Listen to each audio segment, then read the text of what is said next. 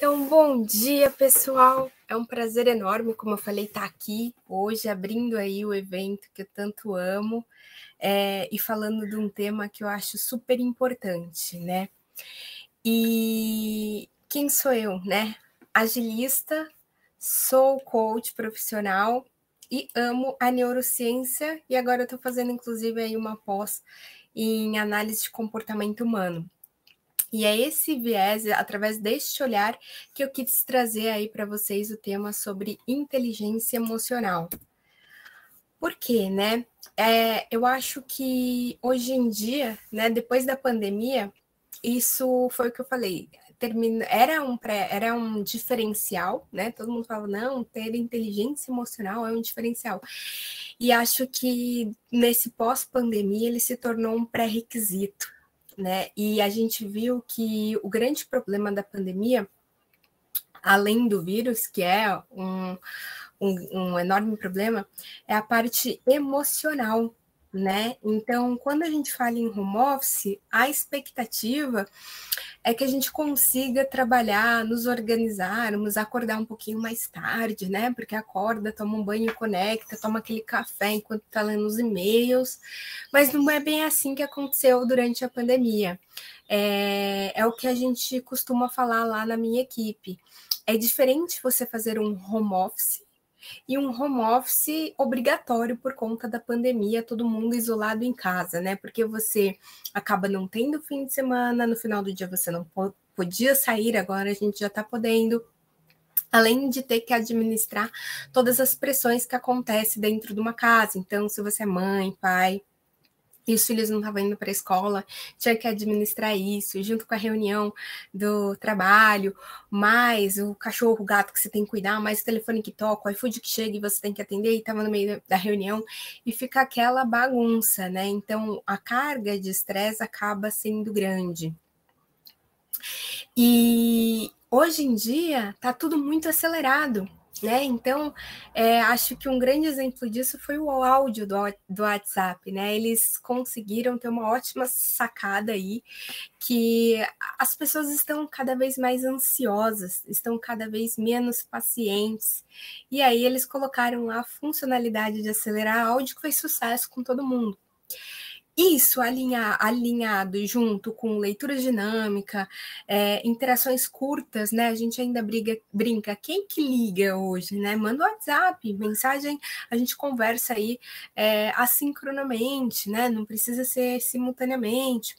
O tempo se fez curto, então às vezes ainda a gente dorme menos do que deveria.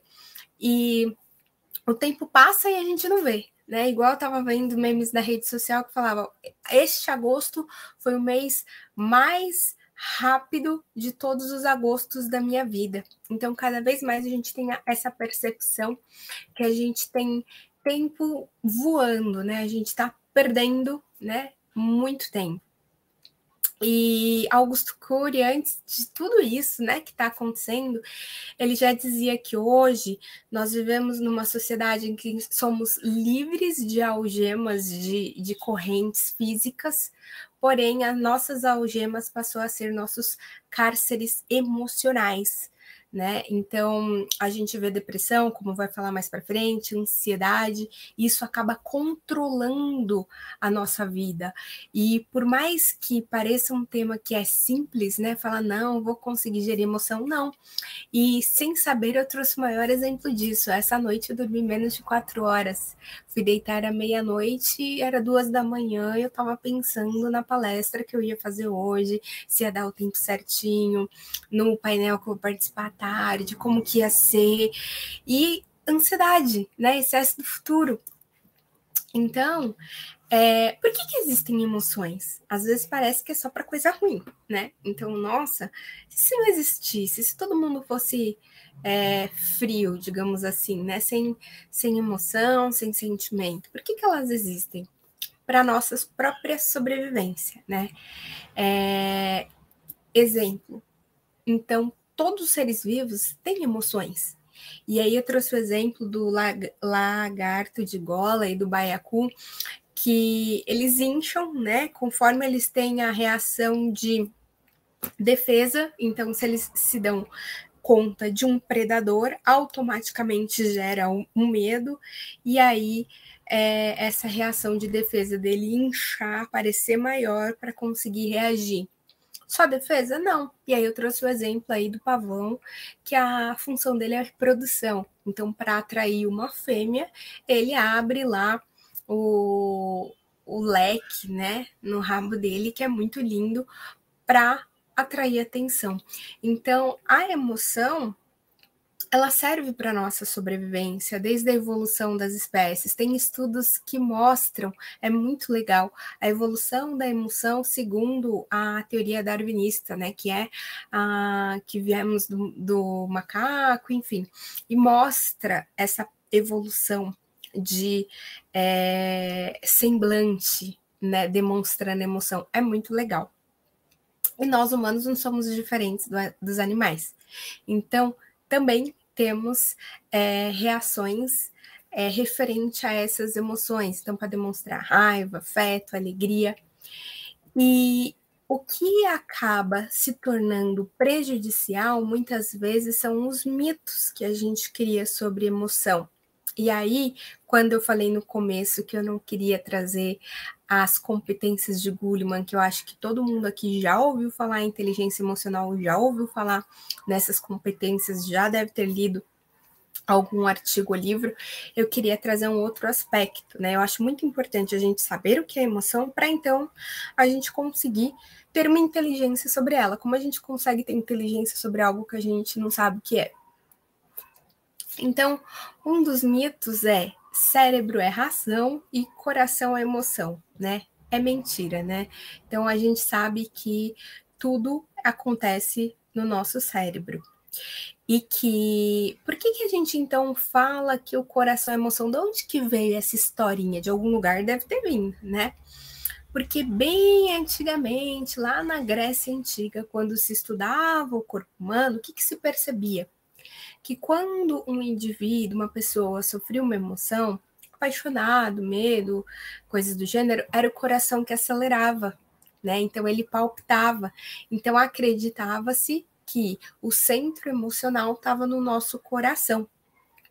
E aí, com a evolução dos estudos, percebeu-se que não, que a emoção ela é controlada pelo sistema límbico, né? O nome límbico vem por um conjunto de estruturas do cérebro que fica no limbo do córtex cerebral, que é essa partezinha aqui roxa, azul, sei lá, e da parte do cérebro reptiliano. Hoje a gente não usa mais essas nomenclaturas, né, de reptiliano, córtex, mas só para vocês entenderem que veio desta época o nome do sistema límbico, que ficaria no limbo disso daí. E o sistema límbico ele é responsável pela memória, comportamento e emoções. É engraçado eu falar comportamento e emoção, porque na realidade a emoção é um comportamento. Né? Então, de todos os tipos de comportamento controlados pelo sistema límbico, a emoção é um deles. E é interessante que o sistema límbico, né, quando chega a emoção, ele é acionado antes do córtex cerebral. Por isso que às vezes a gente tem uma reação e depois a gente pensa nela, né? Então, quando a gente se assusta, aí depois a gente pensa, não, mas não é nada, né? Quem nunca olhou, pelo menos eu, achou que era uma barata, aí você já olha assim e vê, não, é uma mancha na parede. Depois você vai raciocinar, porque essa parte de racionalidade está no córtex cerebral e é o sistema límbico que é acionado primeiro. Outro mito, sentimento e emoção é a mesma coisa. Então as pessoas não conseguem diferenciar o que é emoção e o que é o sentimento. E é muito simples, né? Já dizia o neurocientista Antônio Damasio, a emoção ela acontece no teatro do corpo e o sentimento no teatro da mente. O que isso quer dizer? As emoções, elas são reações corporais, como eu falei. A emoção é um tipo de comportamento. Então, é como o nosso corpo fisicamente reage a determinada situação. Uma emoção pode ou não gerar um sentimento, que é algo interno nosso, ou seja, as pessoas elas não têm contato com o nosso sentimento, ao menos que a gente diga, né? Quando a gente tem aquela expressão facial, é referente à emoção. Então, ao menos que a gente, né, ela vai ver, por exemplo, uma expressão de afeto, que é uma das emoções que a gente tem. Então, essa é a diferença de emoção e sentimento. E como eu falei que a emoção nada mais é do que uma reação corporal, ou seja, estímulo de alguns músculos faciais, ou quando a gente fica tenso, que começa a ter aquele torcicolo, né? O inverso também é verdadeiro. Teve um estudo onde se aplicavam eletrochoques na face de uma pessoa, estimulando os músculos exatos responsáveis por determinadas emoções. E aí as pessoas diziam que quando os músculos da raiva era acionado, mesmo que a pessoa não tinha o porquê sentir raiva, ela tinha a emoção de raiva, ela sentia. A mesma coisa de felicidade. Então, aquela frase motivacional, sorrir, depois a gente acha um motivo, na realidade, ela tem o seu fundo de verdade. Porque quando sorrimos, a gente acaba estimulando músculos da face, que é referente à emoção de felicidade, despertando esta emoção na gente.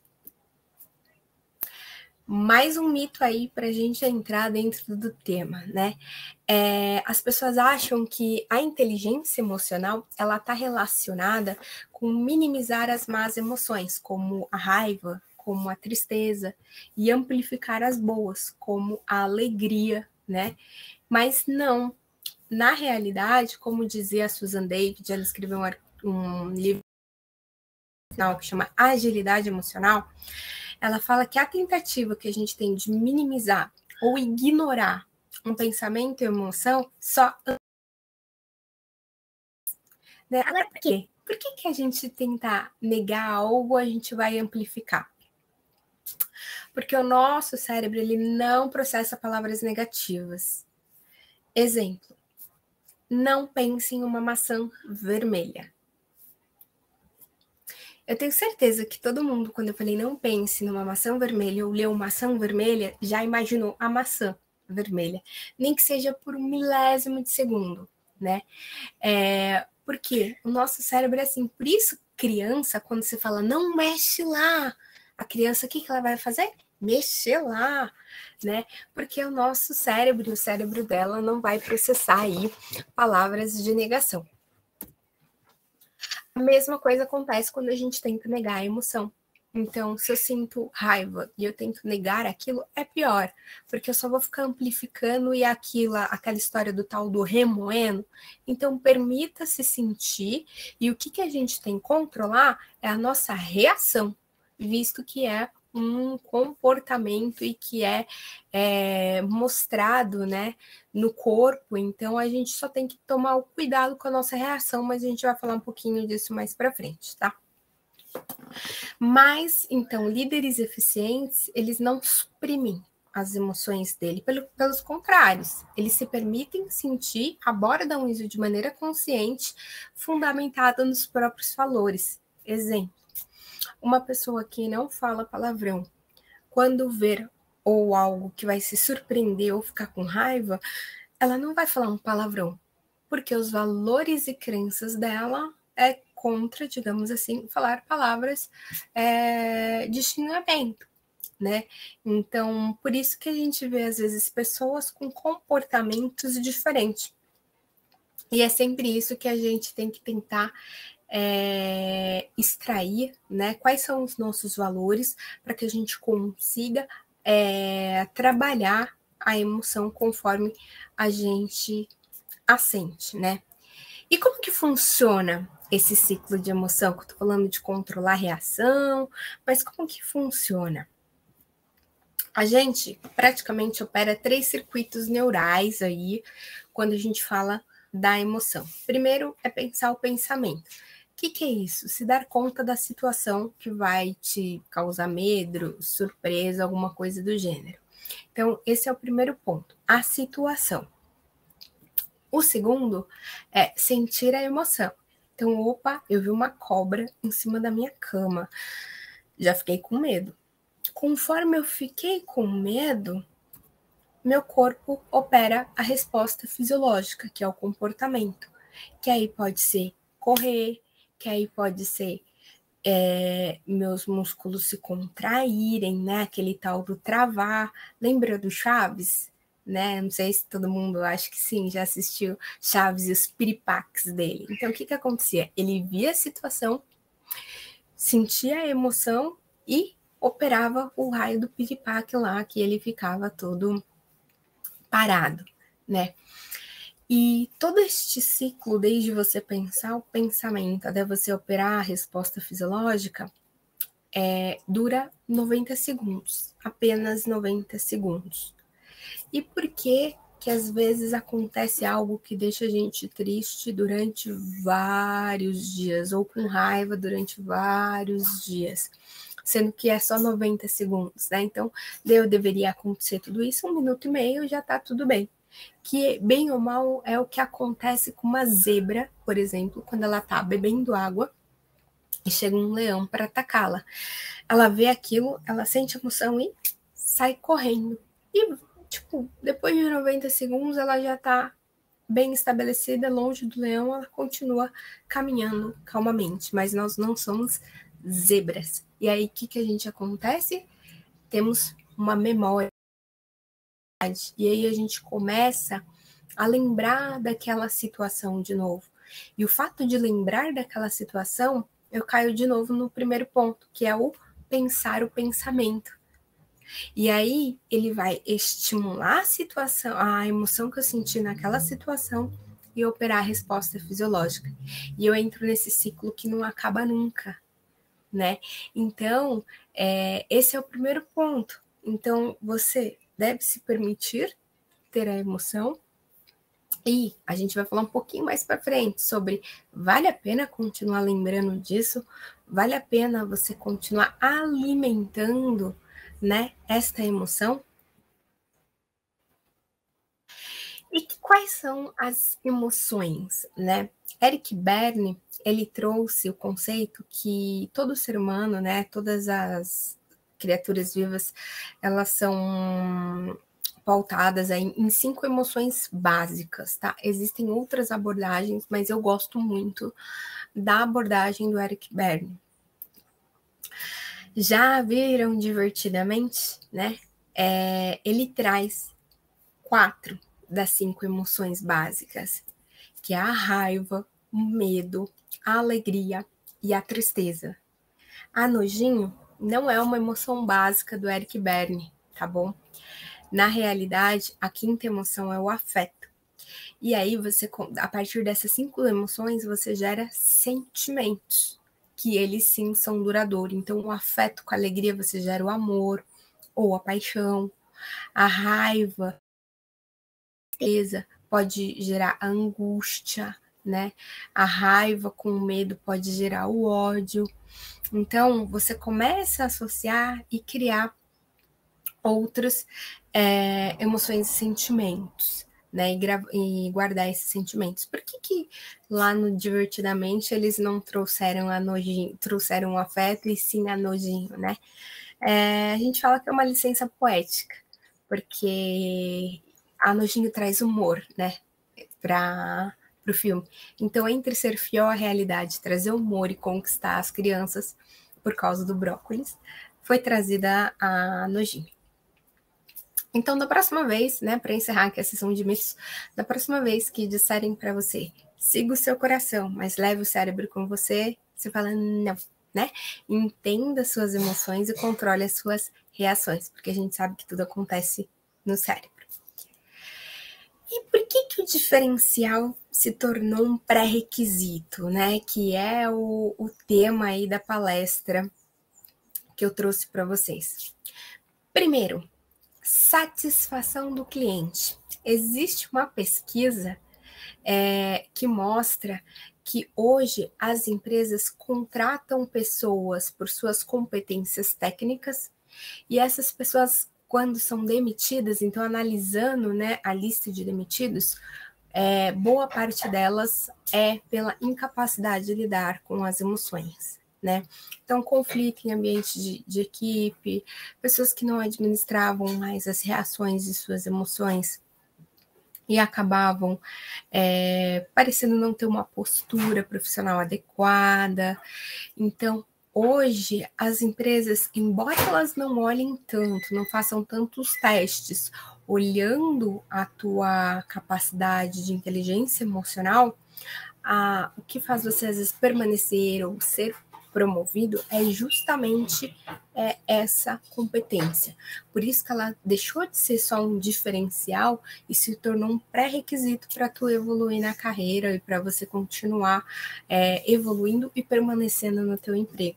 Tá, mas você falou de satisfação dos clientes, o que tem a ver? Foi feito aqui. Empresas emocionalmente inteligentes, ou seja, que trabalha aí do colaborador de alguma forma, o índice de felicidade do cliente é de 40%, contra 8% de empresas que não trabalham. Sabe aquele seriado com o Jacan, que é Pesadelo na Cozinha? Muitas vezes mostra isto lá. Por quê? Mostra que existe um conflito ali interno dos funcionários e que isso acaba sendo refletido nos clientes que se sentem mal e acabam deixando o estabelecimento, né? Então, é muito claro. Ponto 2, nossa própria saúde física e mental, né? Então, ela deixou de ser diferencial e passou a ser um pré-requisito pela nossa própria saúde. O Brasil, ele é o maior índice de depressão da América Latina e o maior índice de ansiedade do mundo. E a OMS disse que esse índice tende a aumentar aí no pós-pandemia, porque é um levantamento antes da pandemia. E o que é depressão? Né? Excesso de passado. E o que é ansiedade? Excesso de futuro. E aí eu dei o exemplo, por exemplo, de mim essa noite, que eu não conseguia dormir pensando. Então eu estava com excesso, né, de futuro. E 90% das nossas preocupações nunca irão acontecer. E 90% das coisas que acontecem, a gente nunca imaginou que aconteceria. Né? Então vale isso daqui? Vale a ansiedade? E valores ágeis, né? Então, o Manifesto Ágil, assinado em 2001, ele já começou a carregar aí um pouco da inteligência emocional, mesmo que não fosse perceptível. Quando eu falo que de pessoas e interações. Então, se eu não tenho inteligência emocional entre as pessoas, como que vai ser interações entre elas, né? A primeira vez que se falou em inteligência emocional foi em 1990. O manifesto foi assinado em 2001, ou seja, 10 anos depois. Então, o conceito estava se amadurecendo. E hoje, eu gosto de dizer que eu mudaria um pouco aí pessoas e suas interações mais do que processos e ferramentas, se eu tivesse que olhar puramente a inteligência emocional, e falaria desenvolver a inteligência emocional de pessoas e times mais do que construir métodos, processos e ferramentas. E agora eu vou dar aí 6 dicas para a gente começar. Por quê? Eu tenho certeza que todo mundo que já leu, né, sobre inteligência emocional, as competências de Goleman e tal, deve ter pensado, eu preciso desenvolver tal competência, mas na hora de desenvolver, depois acaba caindo por terra. Por quê? Né? Por que não é constante essa mudança? Então, eu resolvi trazer algumas dicas para a gente começar e ter realmente uma mudança que se sustente, né? Então, quem quiser baixar a roda da inteligência emocional, tá aí o QR Code. Essa roda eu uso em sessão de coaching mesmo, tá? Tem algumas perguntas lá que vai te ajudar a te atribuir uma nota. Porque boa parte das dinâmicas que eu vejo quando traz essa roda é assim, que nota você dá para o teu autocontrole? De 1 a 10. E você, né? Acho que 8. Não, lá tem perguntas de coach que vai te ajudar, né? E às vezes você vai ver que da forma que você responde as perguntas vai mudar a tua percepção sobre o teu autocontrole. Para mim, eu dei notas muito mais baixas, né? Depois que eu fiz essas perguntas do que eu me dava antes. Então, aí vocês conseguem baixar. Empatia, né? Por que eu quis trazer esse tema? Porque as pessoas não têm empatia e elas acreditam que têm. É o que a gente chama na PNL de ignorância inconsciente, quando a pessoa não sabe que não sabe, né? Por quê? Quando a gente fala de empatia, o que acontece? Geralmente, uma pessoa está contando algum problema e a outra ou já está aconselhando ou está competindo, né? Tipo, nossa, eu não dormi a noite preocupada com a palestra. Aí outra também não, eu não dormi porque eu ia coordenar a trilha. Parece que é uma competição ali de problema. Ou consolar, né? Tipo, não fica assim. Você vai ver, logo você encontra outra pessoa, né? Ou aquela pessoa que nem sabe lidar e encerra um assunto. Então a pessoa tá dizendo lá um problema e fala, é verdade. Então, sobre a palestra, tipo, corta geral. Sendo que empatia na realidade é o quê? Primeiro você fazer rapport. E o que é rapport? É se conectar verdadeiramente com a pessoa. Para isso você precisa ouvir. Escuta ativa, não ouvir para responder.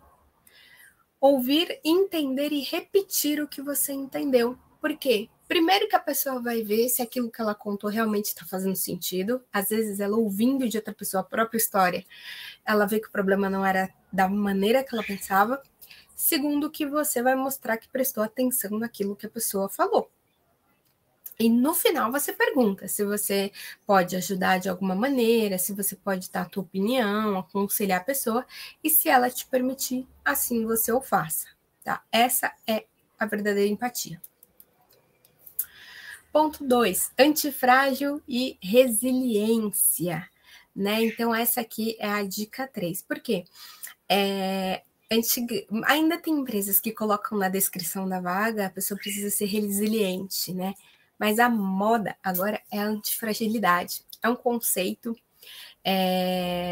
que foi trazido e que fala assim, qual a diferença do antifrágil para o resiliente? Resiliente é aquilo que sofre a pressão, mas depois volta ao seu estado natural, como o bambu, né? O exemplo famosinho do bambu que se curva ao vento e depois ele se volta.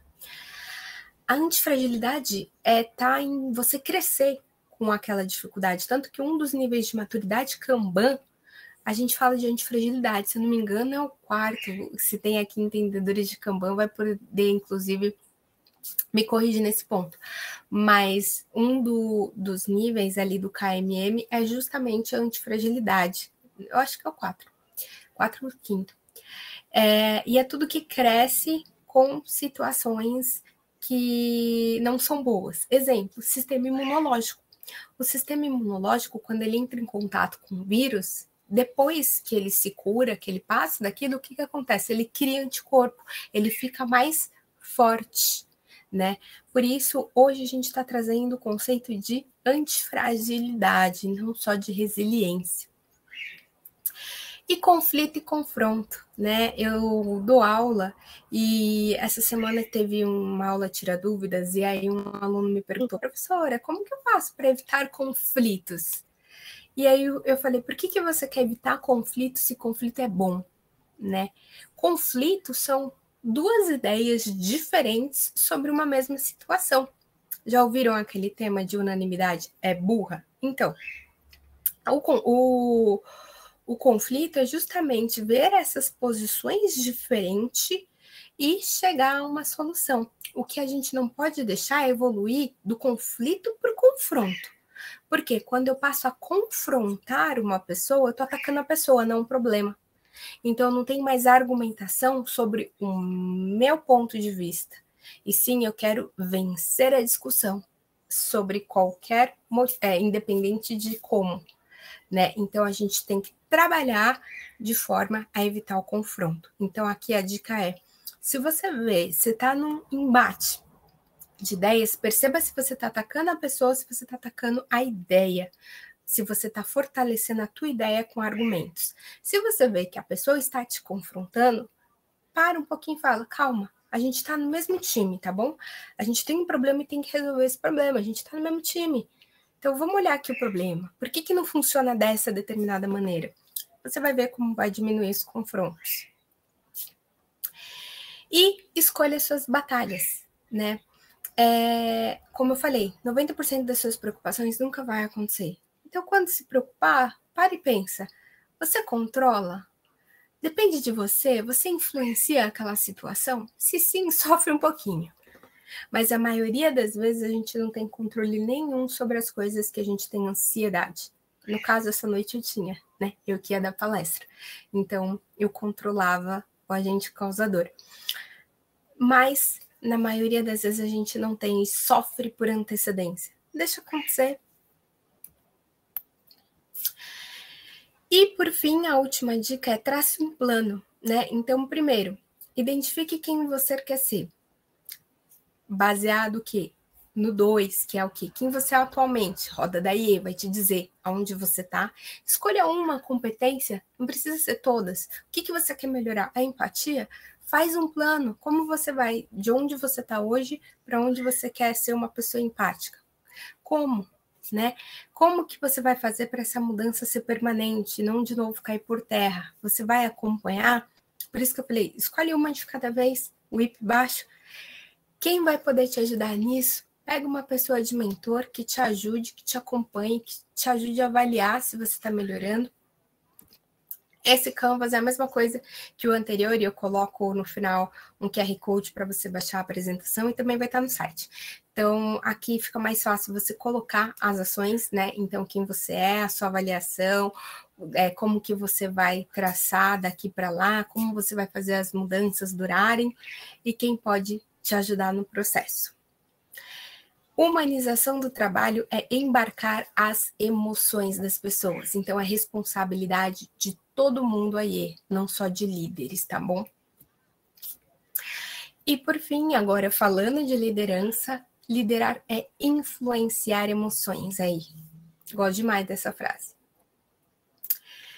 Espero que vocês tenham gostado do assunto e se quiserem aprender mais, eu deixo aí uma lista de coisas, então desde seriados até livros, desenhos, que super vale a pena vocês procurarem se quiserem conhecer um pouquinho mais aí do assunto. E também deixo meus contatos para a gente conversar aí um pouco mais além do TDC sobre esse tema, tá bom? Muito obrigada pelo tempo de vocês.